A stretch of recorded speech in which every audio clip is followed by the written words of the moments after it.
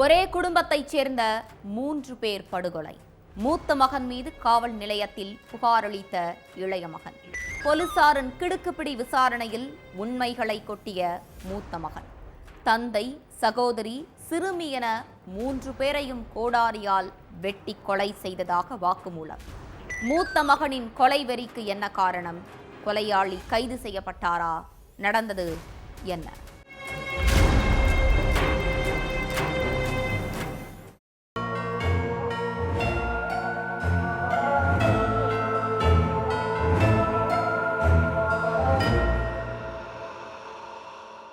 கங்கா நகர் பகுதியில கிணறு ஒண்ணு இருக்கு.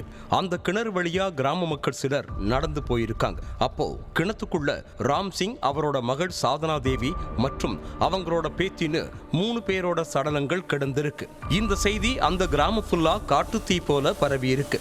இந்த விஷயத்தை கேள்விப்பட்டு ஸ்பாட்டுக்கு வந்த போலீஸ் சடலங்களை மீட்டு போஸ்ட்மார்ட்டத்துக்கு அனுப்பி வச்சிருக்காங்க. அடுத்து கொலையாளி யாருன்னு தெரிஞ்சுக்க போலீஸ் விசாரணையில இறங்கினாங்க.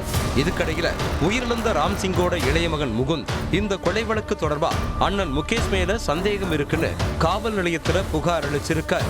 இதனால போலீஸ் முதல்ல உயிரிழந்த ராம்சிங்கோட வீட்டுக்கு போய் ஆய்வு பண்ணி இருக்காங்க. அடுத்து முகேஷை கஸ்டடியில் எடுத்து விசாரிச்சிருக்காங்க.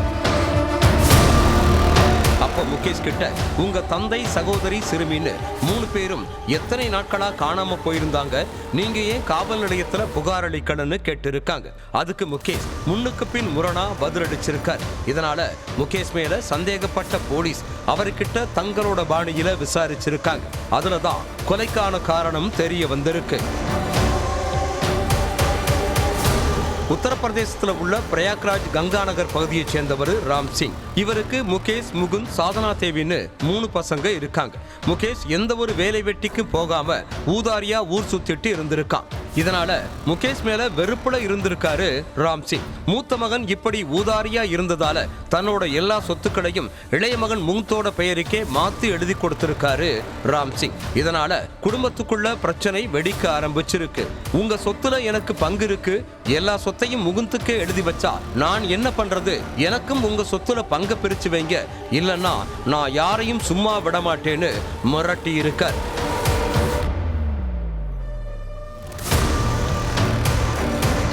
அதுக்கு ராம்சிங், நீ வேலை வெட்டிக்கு போகாம ஊதாரியா ஊர் சுத்திட்டு இருக்க, இந்த சொத்தை உன் பெயருக்கு எழுதி வச்சனா நீ அதையும் வித்து எல்லாத்தையும் அழிச்சிருவ, அதனால அந்த சொத்துல உனக்கு பங்கே கொடுக்க மாட்டேன்னு பிடிவாதமா சொல்லி இருக்கார். அதே மாதிரி உன் தம்பி தான் பொறுப்பா இருக்கான், அதனால அவனுக்குத்தான் எல்லா சொத்தும்னு சொல்லி இருக்கார். இதனால முகேஷ்க்கு தன்னோட குடும்பத்துக்காரங்க மேல கோபம் அதிகமாக இருக்கு. சொத்து கிடைக்காத விரக்தியில இருந்த முகேஷ் வீட்டுல இருந்த எல்லாரையும் கொலை பண்ண திட்டம் போட்டிருக்கான்.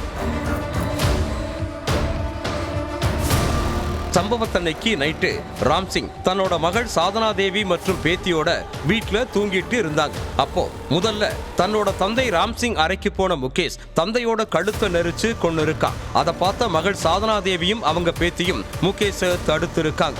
அப்போ 2 பேரையும் சர்ற மாரியா தாக்குன முகேஷ் வீட்டுல இருந்த கோடாரியை எடுத்துட்டு வந்து 3 பேரையும் முகத்திலேயே கொடூரமா தாக்கி இருக்கான். இதுல நிலை குலைந்த 3 பேரும் சம்பவ இடத்திலேயே துடிதுடிச்சு உயிரிழந்துட்டாங்க. அடுத்து 3 பேரோட சடலங்களையும் வெளியில எடுத்துட்டு போன முகேஷ் அங்குள்ள கிணத்துல வீசிட்டு ஒன்னும் தெரியாத மாதிரி வீட்டுல இருந்திருக்கான். விசாரணையோட முடிவுல எல்லா உண்மைகளையும் தெரிஞ்சுக்கிட்ட போலீஸ் முகேஷை அரெஸ்ட் பண்ணி சிறையில அடைச்சிட்டாங்க.